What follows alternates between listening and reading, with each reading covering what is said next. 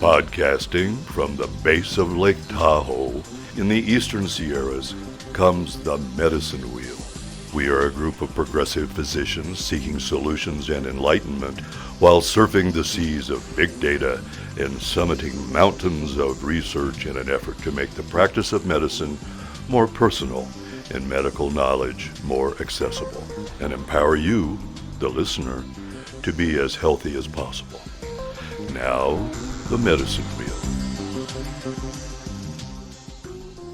How do you get people to abandon negative beliefs about themselves and get them and help guide them to have positive beliefs and positive self-worth? Well, first you start by letting go of the belief that I can even do anything. You can't control anything past your fingertips. You can't control anything past your fingers. They control that. And for example, I teach with permission. Everywhere I give a presentation, I'm teaching because those people in attendance gave me permission. The people who didn't give me permission either are not there or they got up and left. That's fine. That's personal. Like it's nothing personal. It took me a long time to realize this truth. I am right and wrong at the same time as I say every word. I am right to the people who agree with me, and I'm wrong with the people who disagree with me. What do I control? The clarity and integrity of what I say. So, one of the key things about my teaching, and something my father always emphasized with us, don't talk about what you don't know. If you don't know it, don't touch it. Only talk about what you know. And if you only talk about what you know, then you don't need to rehearse anything. You don't need to memorize it. It's there. You know it. So when I share with someone, I'm sharing me. This is what worked for me. It might work for you. Take it or leave it. We approach that. My father, my brother, myself, and even my grandmother. All of us approach it this way. Take it or leave it. We are not going to impose our will upon you, and we're not going to give you permission to impose us. We're not going to subjugate ourselves to your point of view, but we are equals. So here it is. If it works for you, great. If it doesn't work for you, great. But I'm going to do my very best to put it in words that you may be able to understand. That's in a way, that's how we write books. When you write a book, you write with your heart, you edit with the mind. The first draft of the book you write, the audience is you. So when you first learned how to write, it's like trusting yourself to purge. It doesn't have to be pretty. It doesn't have to be grammatically correct. It doesn't have to be profound. Just let it out. Trust yourself to let it out, let it out, let it out. In that first draft, the audience is you. That's when you write with the heart. You edit with the mind, because now the second draft, the audience changed. It's not going to be you. It's going to be them. So you're going to translate it into a language that they can understand. So you hit save on that first draft. You hit copy and paste, using modern day words there. And then you use that and you edit that one. You first introduce grammatical rules. Then you start separating the paragraphs. Then you start moving things around like a puzzle because you have to figure out what you want to say, and you fill in the holes. In the first draft, because it's not you can fill out any of the holes, but that book has to stand on its own. It's not going to have you. So you fill out the whole holes. That's what we do. Going back to the question, you do the very best you can to put it in words that will resonate with them. If it doesn't resonate, it's not going to go in. If it does, there it is. When I do a presentation, if anyone has ever seen me do a presentation, I do a lot of stand-up comedy. I do a lot of jokes. I tell a lot of stories, but I deliver a lot of punchlines in a different way.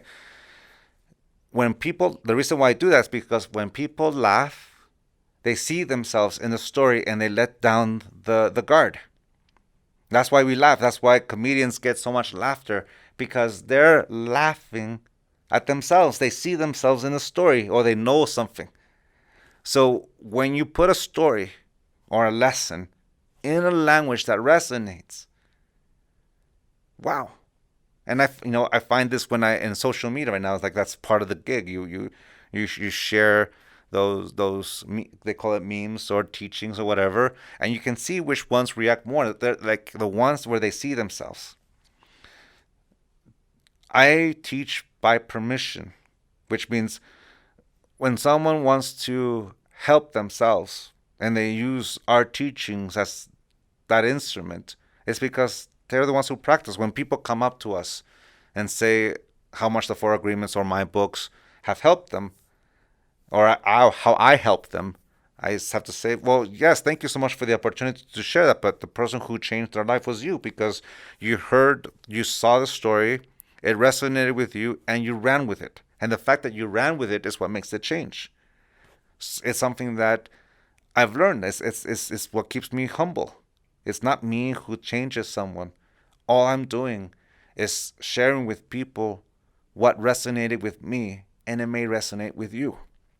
It's talking heart to heart. First you take out that upper thing. It's like it's the higher self. You get rid of that. I'm a teacher, and I'm on the same level as you. We all are.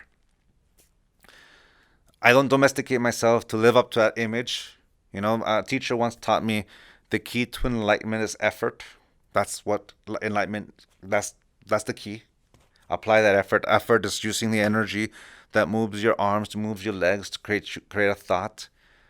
Discipline is remembering to apply that effort every day. That's it. That's all discipline is. Remembering to apply that effort.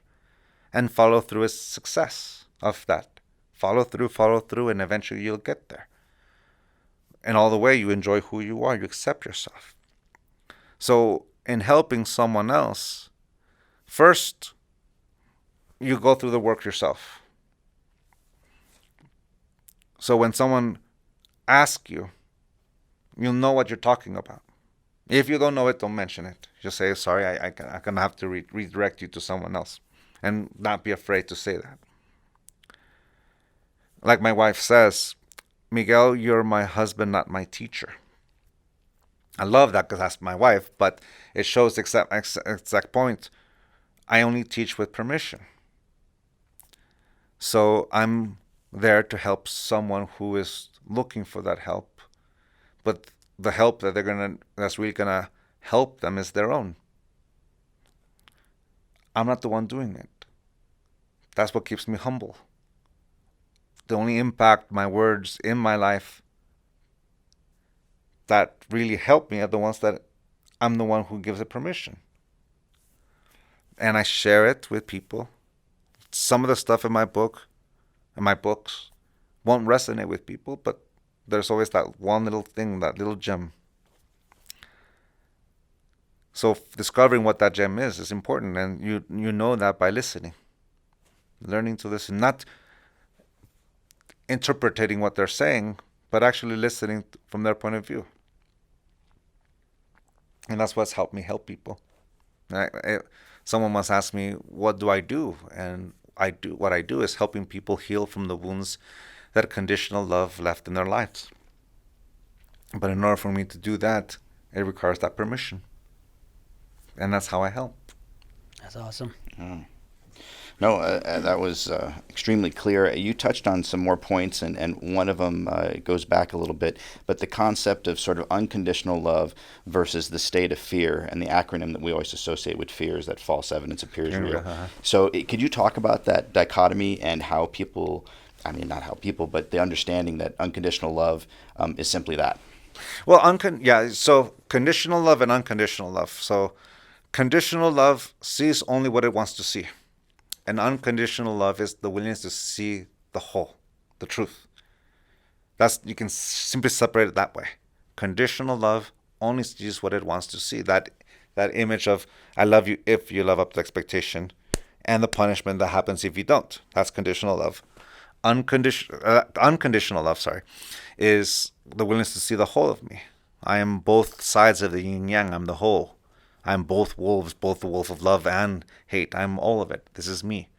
To stop pretending to be something I am not for the sake of someone else's point of view, including my own. Fear. To go beyond fear.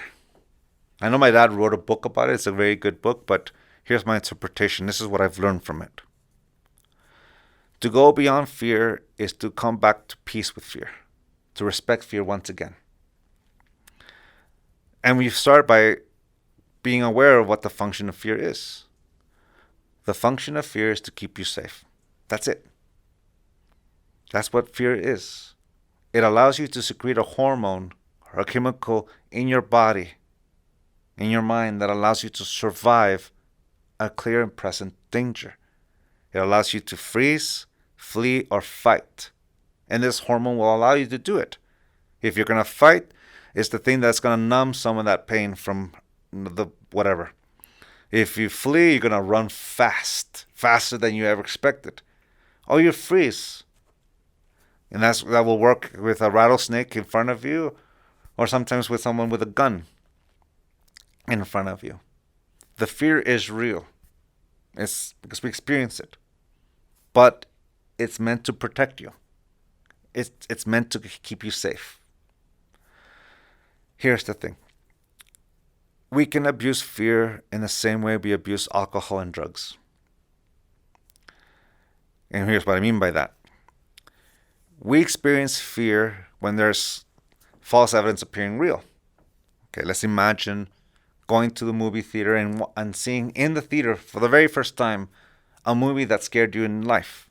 In my case, Poltergeist. And the last movie that made me experience fear is the Blair Witch Project, back when it came out in 1999. I've seen it since, and I don't realize, I don't like, why was I afraid of this? But that first night I saw it, whoa, it scared me. After that, World War C and The Walking Dead can also get you a little bit, but nothing got me more like the Blair Witch Project. That one got me pretty good. Now here's the thing. What's happening in the screen is not real. I'm not in any real danger. But sitting in that movie theater, I was experiencing my body secreting that hormone that made me flee, fight, or freeze. I'm feeling fear, even though there's no real danger in front of me. Now here's the thing.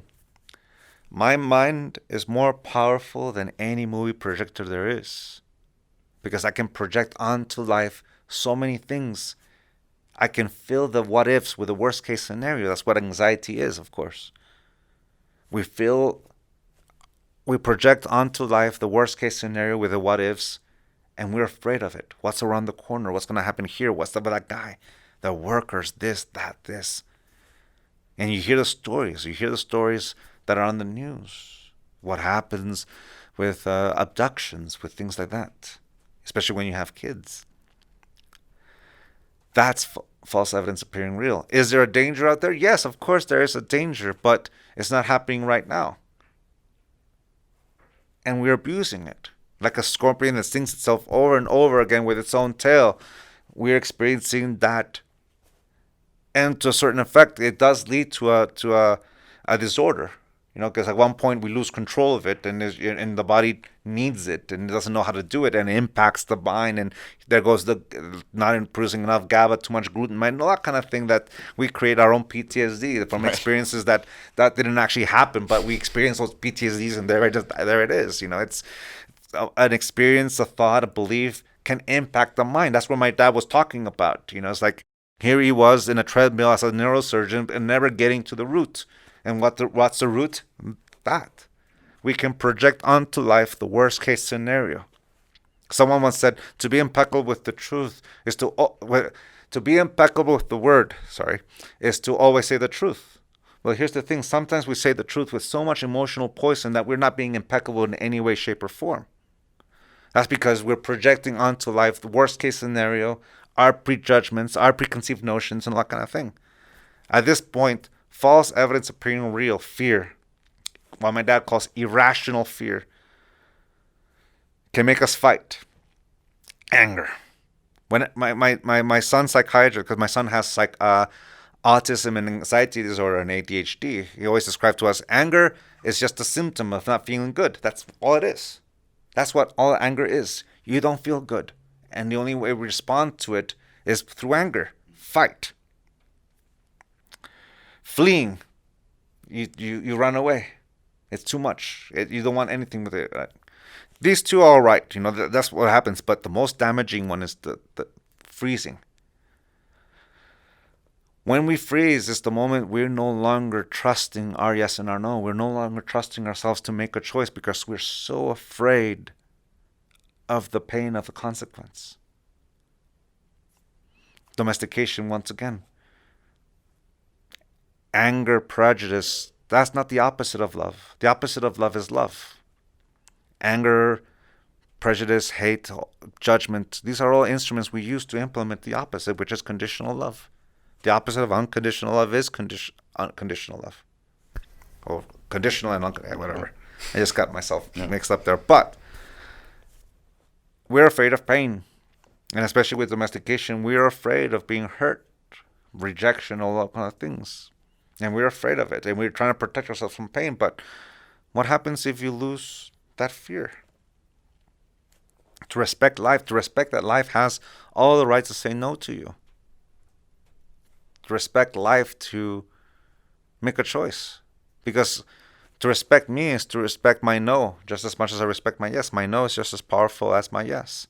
That's true for me. That's going to be true for all of you, for all of life. To respect everyone in my life is to respect that they're capable of saying no just as much as they want to say yes. Whoever's afraid of losing someone is that person is going to be the person who domesticates the other or subjugates themselves to someone else's point of view. It's when the tyrant has power because the victim gives him power. Who am I without it? The subjugated, I should say. Let me take out the word victim and put the subjugated. But that's only going to be until we give it power. Like Eleanor Roosevelt said, no one can make me feel inferior without my consent. Right. Well, the best way to let go of fear, the best way to let go of conditional love is to forgive ourselves for ever saying yes to it in the first place. It's natural to protect ourselves from pain. But if we abuse fear too much, we'll stop living life. We'll be in war with everyone. And we'll never be present. How do you go about finding your own yes and your no's? I've talked to other folks in the past about this, and is it something that comes up in you? Is it like, a feeling of giddiness or a pull towards something, or is it like resistance or a wall going up for your no? I mean, how does it work for you? Well, it's understanding who I am. Funny, we're going back to the question about the authentic self. My authentic self is very simple. I am the infinite possibility. And it can be described in this way. First, I am the sum of every decision, every choice I've ever made. Every choice, every success, every mistake has led me here. Good. The next phrase, at this very moment, I'm the youngest I will ever be. I have my whole life ahead of me. The easiest way to see the infinite possibility or that authentic self, because to some of us, they're one and the same. At least to me, it's one and the same. Is when you hold a newborn baby in your arms. When I hold my son and my daughter, I can see they become a lawyer, they could become an activist, they could become an artist, a soccer player. They could be anything because I'm looking into the eyes of someone who has their whole life ahead of them. That's why it's easy to imagine all these possibilities. I'm looking into the eyes of the infinite possibility. Life. Well, the difference between the baby that my parents held over 43 years ago and the man that's sitting next to you guys right now, besides the fact that I grew up, is that I've learned how to use my body and I've learned how to use my mind. But I'm still the infinite possibility because right now I'm the youngest I will ever be. Whether I only live one more week or a day, or whether I live one more year, and if I live to be as old as my great-great-grandfather, Don Ezequiel Macias, who lived to be 116 years of age, according to family legend, I've got 73 years of life left in me. 73 years if I reach Don Ezequiel's age. Or if I reach my great-grandfather and my grandmother's, they both died at the age of 98. I still got some ways to go. But here's the thing. What makes me the infinite possibility is that I can go in any direction. The word yes is a 3-letter word that represents the moment where I make the choice to use the energy that animates this body, that animates this mind to manifest something. The word yes is what allows me to be that infinite possibility, where I choose in which direction I want to go. Level 2, preference. Preference simply means that direction I want to go in. That's my preference. Of all these possibilities I have in my life, that is my preference. And like I said before, discipline is following through. Effort is going that direction. My no is just as powerful as my yes.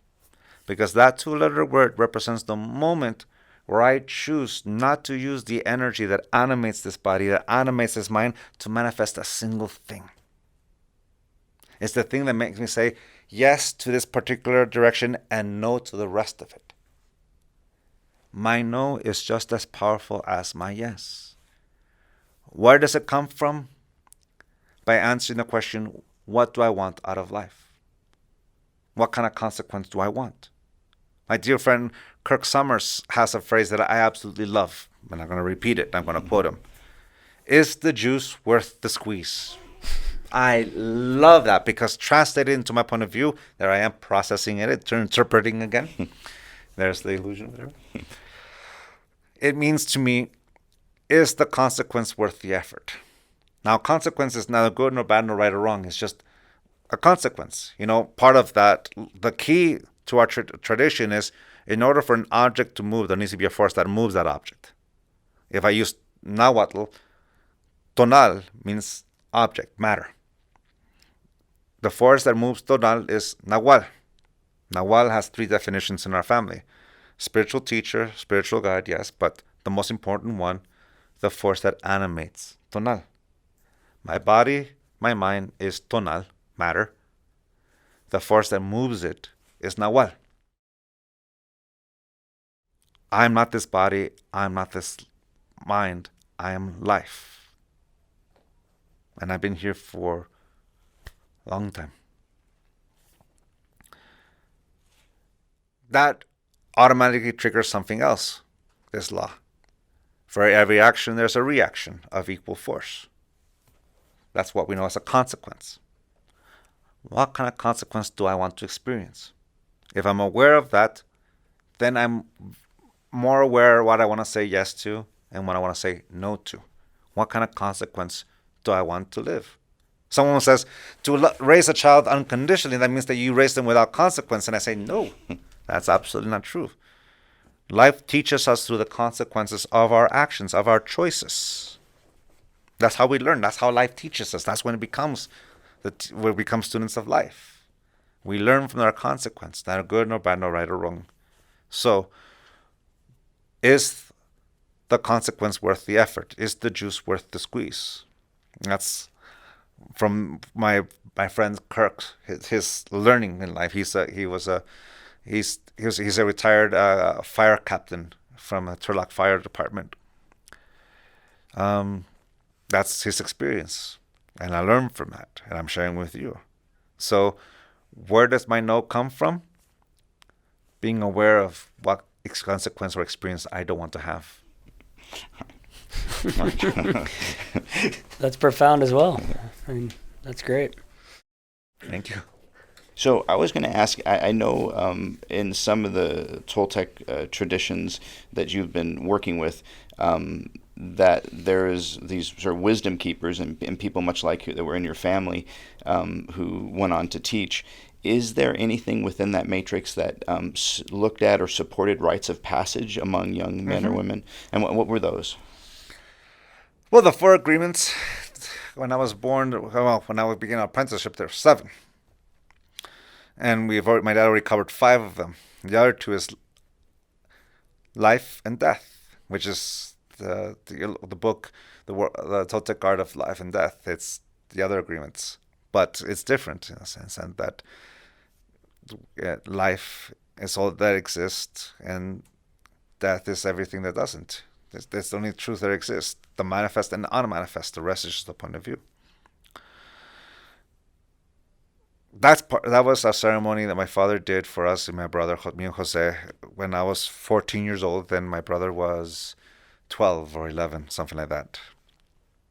And it was the first time we were both interested in knowing. And that's when we did a ceremony in Madre Grande.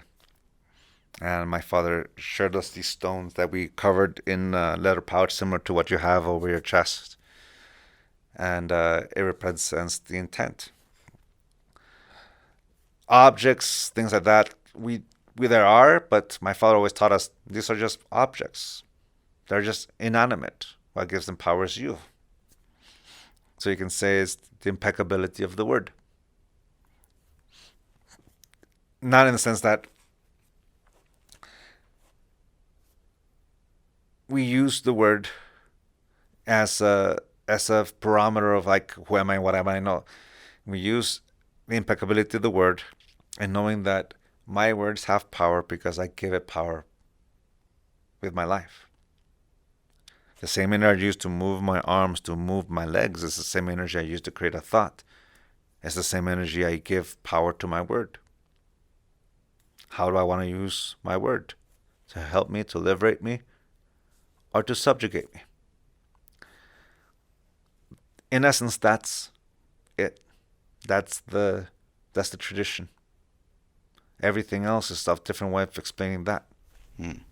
Did you, when you were at this point in time in your life and you had some semblance of autonomy, make your own decisions, did it have an impact on you? Well, I rebelled against it completely, of course. I rebelled against it. Yeah. It's the family tradition to do that.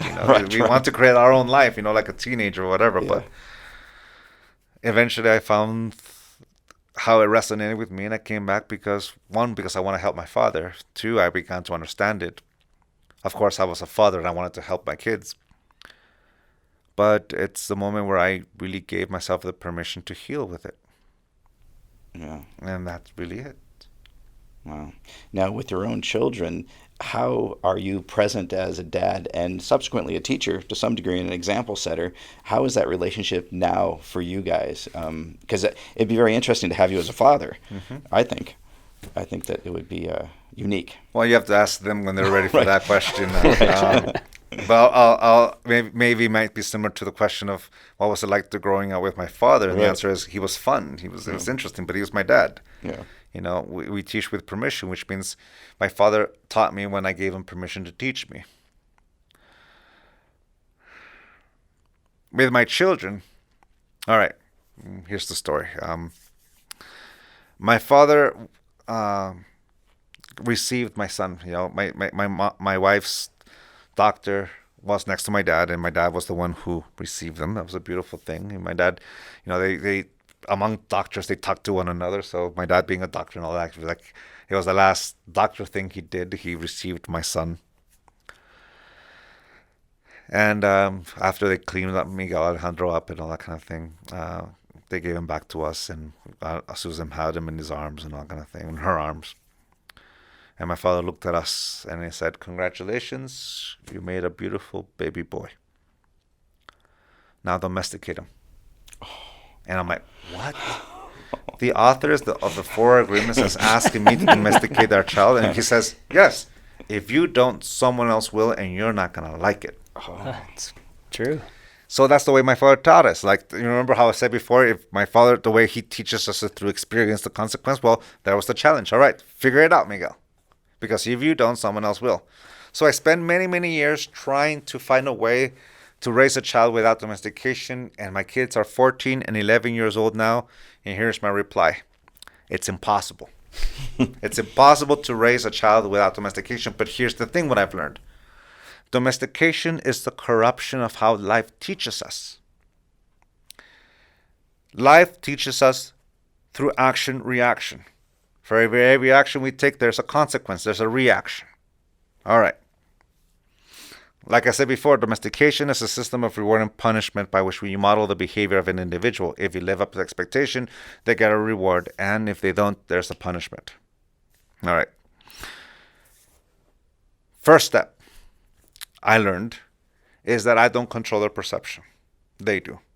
Example, my daughter, when she was 4 years old, she and I decided to play a game, who was going to blink first. And she lost almost immediately, but I continued to look into her eyes.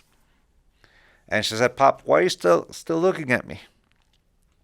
I said, I'm looking at you because you're beautiful. And she says, Papa, no, I'm not. I don't have any makeup on. 4 years old. My emotional reaction was like, who taught that to you? Was it mom? Was it your friends? Was it TV? And then I realized it doesn't matter. She learned it. And then my temptation to domesticate her showed up, to corrupt the beautiful thing, to love yourself just the way you are. If you want to be my daughter, you love yourself just the way you are. And that's the temptation, to corrupt that. Just like the way I corrupt the four agreements and turn them into the 4 conditions, there is that. Luckily, I'd already learned about the 4 conditions, so I was aware of it. But you should never take for granted the power of planting a seed. So I said, honey, you're beautiful just the way you are, and I left it at that. I didn't say anything else. I planted a seed. Of course, as the weeks progressed, I decided to put the seed just in case it landed in the wrong place. That's the teachings of Christ. Because like, just in case. So one day I said that, and my daughter said to me, I know, Papa, I know makeup. I'm beautiful just the way I am. But makeup makes me look prettier. And I was impressed. She created a counter argument to me. But it reminded me the lesson, the important thing. I don't control her perception, she does. And the reason why we plant seeds is that in that moment of doubt or whatever, you hope that seed will blossom. In that moment, she finally hears me. Maybe not that day, but later on. I'm happy to say that a few months ago, I brought that up with my daughter again. I said, hey, I've been teaching this. Remember this? And she says, yes, I remember that. Daddy, you're right. I'm beautiful just the way I am, but I still like to play with makeup. But I know I'm beautiful just without it. Meaning like a part of me went, yes, it blossomed. So that's the very first step. I don't control their perceptions, they do. Now you have to become aware of what the difference is in life. Okay. We all live here in this room. We live very near a place called Donner's Pass. Mm-hmm. If you live in a place like Donner's Pass, and it's known because sometimes it gets winters that are very harsh, and it's named after a party that, well, the winter was so bad that they actually had to eat each other because that's the only way to survive. If you live in a place like that, you do all the work in the spring, the summer, and the fall that allows you to survive the winter. Chances go higher if you don't do any of the work. And sorry for pushing the mic. Your chances of survival will be a little less. It'll be a little slim. It's an action-reaction. But a much more simpler way to describe it is this. Imagine you're in your home. And just like in this room, there's electricity. At the end of the month, you're going to get an electric bill. The consequence if you decide to pay the bill is that you're going to get electricity. Neither good nor bad, nor right or wrong. It's just the consequence. If you choose not to pay the electric bill, the consequence is you're not going to have electricity. Neither good nor bad, nor right or wrong. It's just a consequence. The consequence of paying or not paying the bill. Neither good nor bad. And sometimes a month, you may not have enough money to pay for the electric bill and food. You have to make a choice, food or electric bill. So you decide to pay for food because that's what's going to nurture you. And if you want to be able to afford both, you do the work in that month that allows you to afford both. Neither good nor bad, nor right or wrong. It's just action-reaction. What kind of consequence do you want? Domestication, on the other hand, is this. If you pay the electric bill, you're a stand-up person in my eyes. You're responsible. You have a good job. That means that you make enough money. I'll even lend you some money because you're a stand-up person in my eyes, in my judgment. If you don't pay the electric bill, then you're a bum. You're irresponsible. You don't have a job that allows you to pay for either one of them. There's no way I'm going to lend you money, and you're not in good standing in my eyes. There's a judgment. And here's the thing. If you don't have money for both, but you don't want to look bad, like the sin of being poor, Then I'm going to use my credit card to pay for both. And there I am. I don't have enough money to pay for the food, the electric bill, and my debt gets getting worse and worse and worse and worse. All because I'm trying to live an image that doesn't exist. And there's the difference. Domestication, the motivator is, I love you if, my acceptance of you. Action, reaction, consequence is, I love you. My love is not the motivator by you. I'm not going to use my love and acceptance of you to motivate you. But what kind of consequence do you want? My wife is the disciplinarian at home because since I travel so much, she's the one. So we're a team, of course, but she's the one that carries it. And the way she does it is very simple. This action has this one. This action has this consequence. This action has this consequence. What consequence do you want? And they teach them to have a choice. Last year, my son has autism, like I was saying before, and autism and puberty came in and landed, and that made kind of things kind of complicated. If we felt like we took a couple of steps back, any parent that has special needs children would understand what that means, and it felt like I had anxiety again. I was going through some anxiety last year, and my son taught me what is to love someone unconditionally. For example, when my son was diagnosed with autism, I was depressed for a whole week. Then a week later, my son walks up to me. He's 2 years old. Puts his hands on my knees, looks me in the eyes, and smiles. If you know about autism, you know that's a big thing.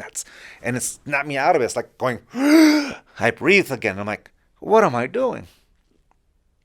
Here I am mourning as if my son died, but he's here alive. And then I realized, what I was mourning is that, when I was talking about the infinite possibility, that you see all those potentials, conscious or subconscious, I got attached to one of them. Mm-hmm. And I was beginning to domesticate my child to fit that image. And then comes along this diagnosis, and it begins to push that into my son. And I got depressed because, one, I was mourning the death of my attached belief of who he's supposed to be. And I had this mask that didn't let me see it, but he broke right through it. He put his hands on my knees, looked me in the eye, and smiled. He's right in front of me. And that's when I learned he is going to live his life. My job is to teach him how to live, to make his own choices. It's going to be up to him whether or not autism is a parasite or an ally, which is true for all of us, special needs or not. It's the truth for all of us. So last year, I was because we were doing a great work, we were going through the process, and all of a sudden we had a setback, and luckily for us, we went to the Amen Clinic and all kind of thing, and next Monday he'll be at your office over there. Okay. But I was going through that same morning again. I guess it's true where some parents of special needs, we go through mourning a couple of times throughout our life, especially during certain thresholds. And I watched a movie that helped me quite a bit. It was called Black Panther. It's a Marvel movie, that kind of thing. So, not spoiler alert. In the previous movie, Captain America: Civil War, the father of Black Panther passes away, the king. So in this one, it's after everything that happened in Captain America: Civil War, and he's now the new king of his new country. Not the new country, his country. It's ancient. I just forgot the name of it. But in order to go, he has to go through a rite of passage. So he has to take away the power that made him the Black Panther, and he has to go and accept all challengers for the throne. And somehow he survives. He wins, and they have to give him in order to recover the powers. He takes this potion that gives him powers back, but it takes him to the underworld. In the underworld, he sees his father. The father comes up, brimming, smiling. I'm so proud of you, son. You've done this, and the Black Panther says, Father, I'm so happy to see you, but I wasn't ready to live without you. At that point, the father says something like, "The job of every parent is to prepare their children for their own death. Did I fail you, my son?"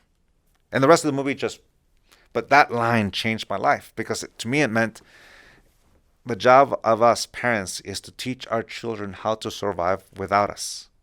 That's what the line meant to me. To prepare our children for our own death means that we prepare our children to live without us. And all of a sudden it dawned on me, that's the gig.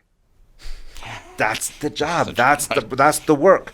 Before the age of 10, our job is to keep him alive. He's 10 years old. I'm still going over to his bed and pushing him to see if he's still breathing. I've been doing that since he was a newborn to that moment. Now, as he is entering, the anxiety I had is not necessarily about the setback, about the autism, but in about 5-6 years, he's out there, and fear of irrational fear kicked in, anxiety kicked in, and that's all of a sudden here I am. I worked very hard, and I have to say at one point I definitely felt like I mastered not taking things personal. You first start with the outer fringes of your sphere of influence, your friends, and you slowly make your way to the center. That's how you do it. You practice with the people outside your sphere, and you slowly make your way inwards. And then you hit the core, which for the longest time I thought it was my father, my mother, my brothers, my family. My wife is she's my family, but she doesn't have the same history I have with my parents and my brothers. We since I was a kid. I worked and I felt, yes, I learned how to do it. My father helped me, of course, and then life went, "Oh, really? You think this is the core? Let me peel open this onion," and out comes the real core, my kids. In my life, I have no issues with me. None. I've gotten to the point, got to that point where I feel very comfortable with me. Not even with my wife. Me and her done great work together. All my anxiety comes of that of a father. Both my kids, not just my son, my daughter too. She's a woman who is going out there. And I can just read the news and I can see all this stuff. It's a tough world for either one. And then that hit me. My job is to raise them to survive in this world. To thrive, that's up to them. But they're going to want to learn it. So which means let them experience the consequences of their own choices. My love is there. It's not a motivator. A motivator is them. What do they like? What do they want? Get to know them. Who are they? And use their passions as a motivator. And teach them the consequences of it. Right. If my son hits someone, he loses a privilege. And he has to earn it back. It's not 5 days and you get it back. No. Yeah, you have 5 days, but in those 5 days, you have to work for that. If you hit again or you break something like that, we start again and again until we reach that. Find the motivator. It's a ABA therapy. Positive reinforcement, negative reinforcement, punishment type 1, punishment type 2. And positive and negative reinforcement is not good or bad. It's addition and subtraction. It's mathematics. Positive reinforcement is adding reinforcement.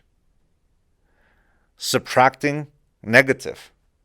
It took me some time to look past positive and negative reinforcement as good reinforcement and bad reinforcement. No, it's not that. It's not what that is.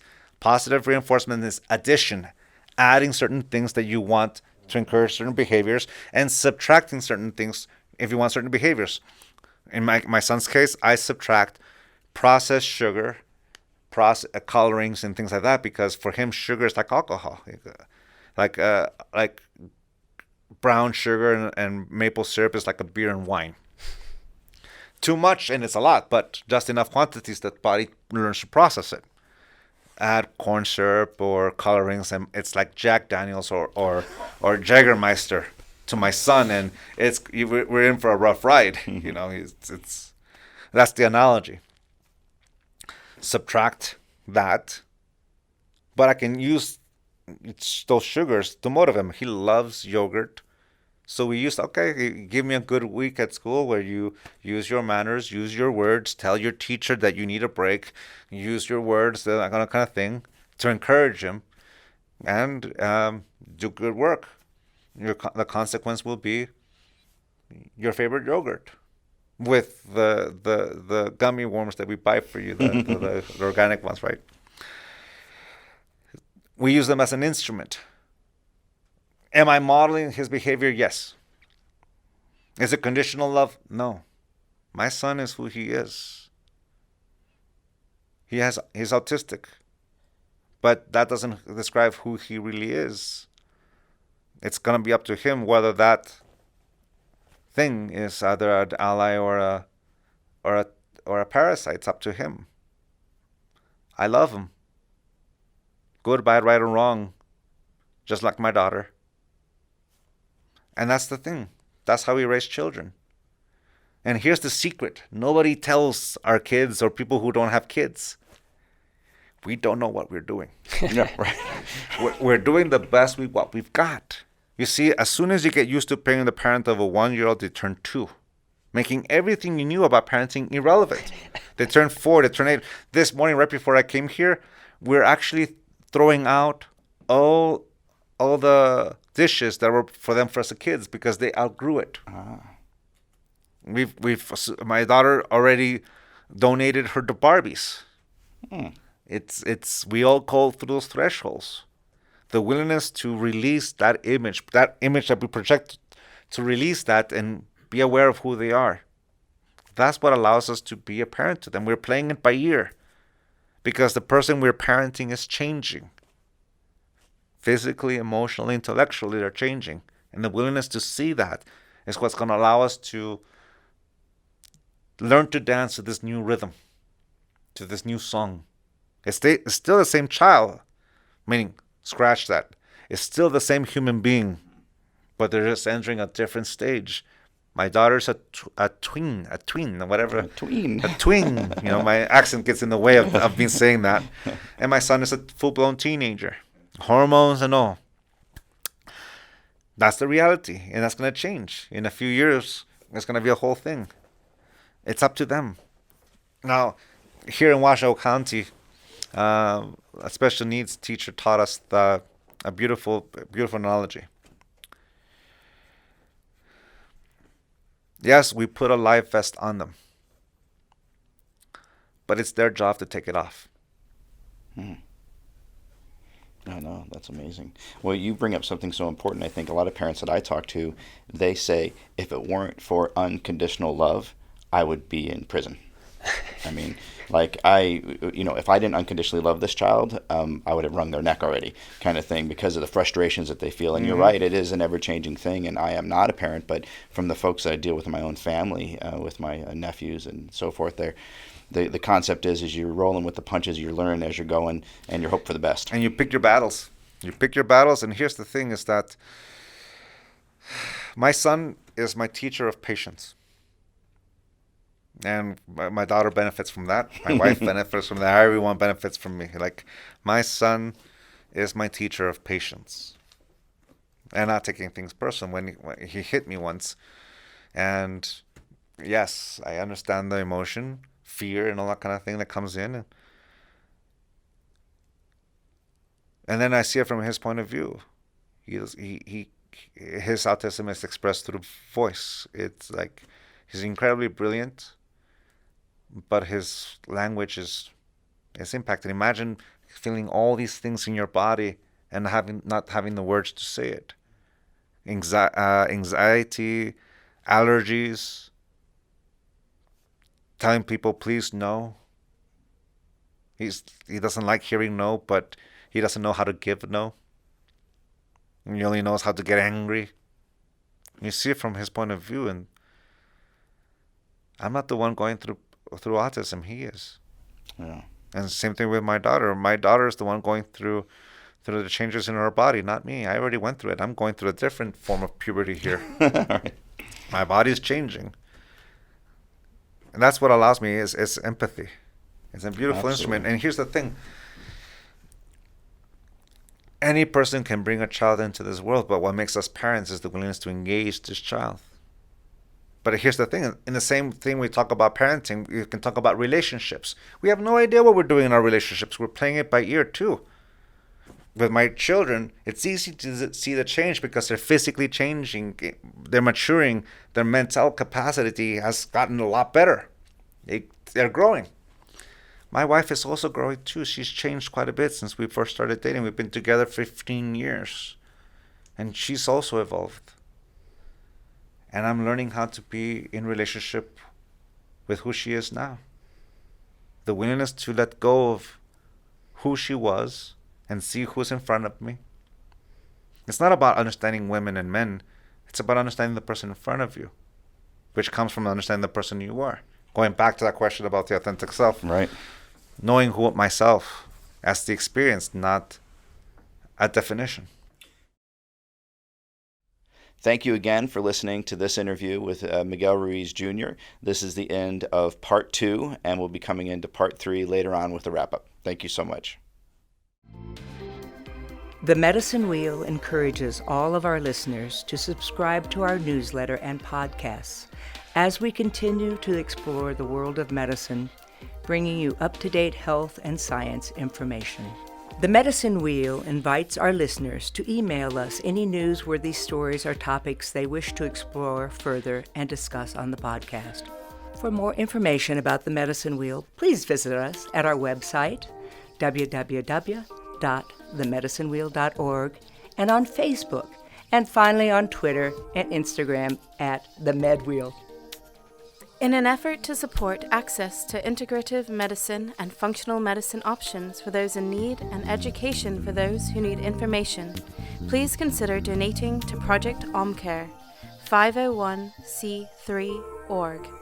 Please go to our website, www.themedicinewheel.org, to learn more.